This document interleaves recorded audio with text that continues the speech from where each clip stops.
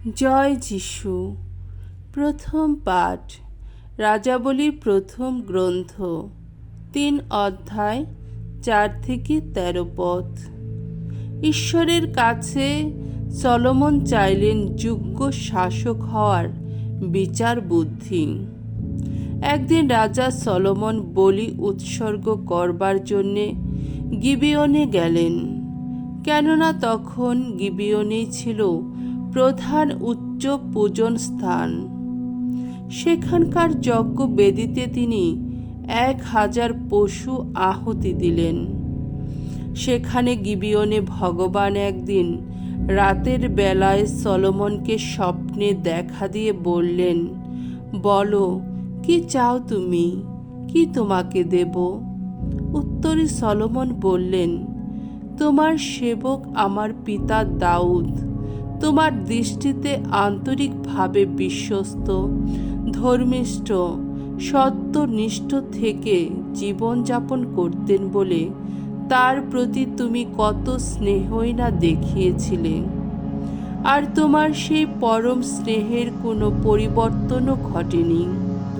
তাই তো তোমারই অনুগ্রহে তার নিজের এক পুত্র আজ বসে আছে তার সিংহাসনে। ওগো আমার ঈশ্বর ভগবান, আমার পিতা দাউদের জায়গায় তুমি এখন তোমার সেবক আমাকেই রাজা করে বসিয়েছ। যদিও আমি নিতান্তই ছেলে মানুষ, কোন পথে আমাকে চলাফেরা করা উচিত তা আমি বুঝতেই পারি না।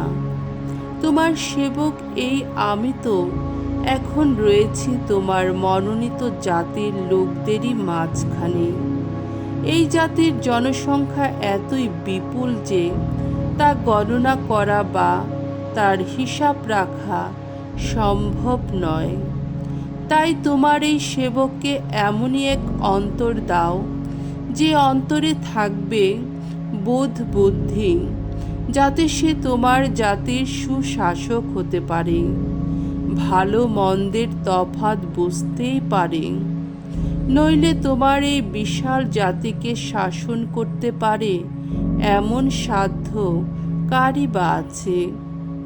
সলোমন যে এমনটি চেয়েছেন তা দেখে প্রভু সন্তুষ্টই হলেন। তাই তিনি তাকে বললেন, তুমি যখন এমনটি চেয়েছ, তুমি যখন দীর্ঘ জীবন বা ধন সম্পদ চাওনি, কিংবা শত্রুদের প্রাণও চাওনি, বরং চেয়েছ সুশাসক হওয়ার মতো বিচারবোধ, তখন তোমার যাচনা আমি পূর্ণই করছি। তোমাকে আমি এখন এমনই এক অন্তর দিচ্ছি, যার মধ্যে থাকবে বিচার বিবেচনাবোধ। এ পর্যন্ত তোমার মতো কেউ কখনো হয়নি, আর পরেও হবে না কখনো। তাছাড়া তুমি যা চাওনি তাও তোমাকে দিচ্ছি। আমি দিচ্ছি এমনই ধন সম্পদ ও মান মর্যাদা, যার ফলে তুমি বেঁচে থাকবে রাজাদের মধ্যে তোমার সমান কেউই হতে পারবে না। প্রভুর বাণী। ঈশ্বরকে ধন্যবাদ। সাম সঙ্গীত ১১৯ অধ্যায় ৯ থেকে ১৪ পদ। ধো, আমার চিত্তে জ্বালাও প্রভু তোমার বিধান প্রদীপ। কোনো যুবকের জীবন কি করে রয়ে যাবে অম্লান? সে তোমার বাণী মেনেই চলুক। ওগো, অন্তর দিয়ে করে যাই আমি তোমার অন্বেষণ। তোমার আদিষ্ট পথ থেকে বিচ্যুত হতে দিও না আমায়। তোমার সব উপদেশ আমার হৃদয়ে গেঁথেই রেখেছি, যাতে তোমার ইচ্ছা অমান্য করে আমি কোনো পাপ না করি কখনো। ওগো ভগবান, ধন্য ধন্য তুমি। তোমার বিধি নির্দেশের মর্ম কথা আমায় বুঝতে শেখাও। যেসব বিচার আদেশ শুনিয়েছ তুমি, নিজের কণ্ঠে তা এখন ঘোষণা করি আমি। ওগো, তোমার নির্দেশ পথে চলাই আমার সুখ। শত সম্পদ লাভের চেয়েও এই সুখ সুগভীর। বাণী বন্দনা। জয় জয় প্রভুর জয়। আমার মেষগুলি শুনে আমার কথা, তাদের আমি চিনি, তারা আমার পিছু পিছু চলে অনুক্ষণ। জয় জয় প্রভুর জয়। মঙ্গল সমাচার। মার্ক রচিত মঙ্গল সমাচার 6 অধ্যায় 30 থেকে 34 পদ। মানুষের অসহায় অবস্থা দেখে সেই পরম মেষপালক যিশুর অন্তর দুঃখে ভরে উঠল। বাণী প্রচারের কাজ সেরে 12 জন প্রেরিতদূত ফিরে এসে যিশুর সঙ্গে আবার মিলিত হলেন।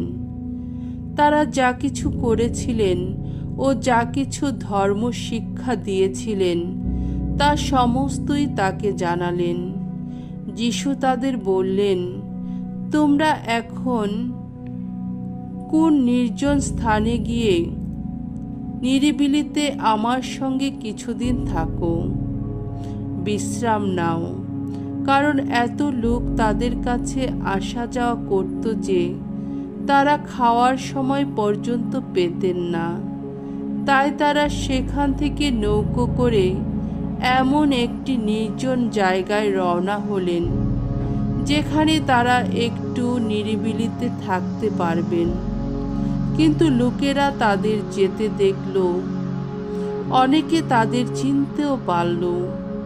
তারা তখন সেখানকার সমস্ত শহর থেকে হাঁটা পথে সেই জায়গায় দিকে ছুটল আর তাদের আগেই সেখানে পৌঁছে গেল।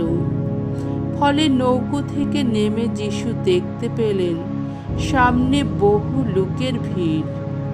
তাদের জন্যে তার কেমন দুঃখ হলো, কারণ তারা যেন পালকবিহীন মেষেরই মতো। তাই তিনি অনেক বিষয়ে তাদের উপদেশ দিতে লাগলেন। প্রভুর মঙ্গলময় বাণী। খ্রিস্ট প্রভু তোমার প্রশংসা হোক।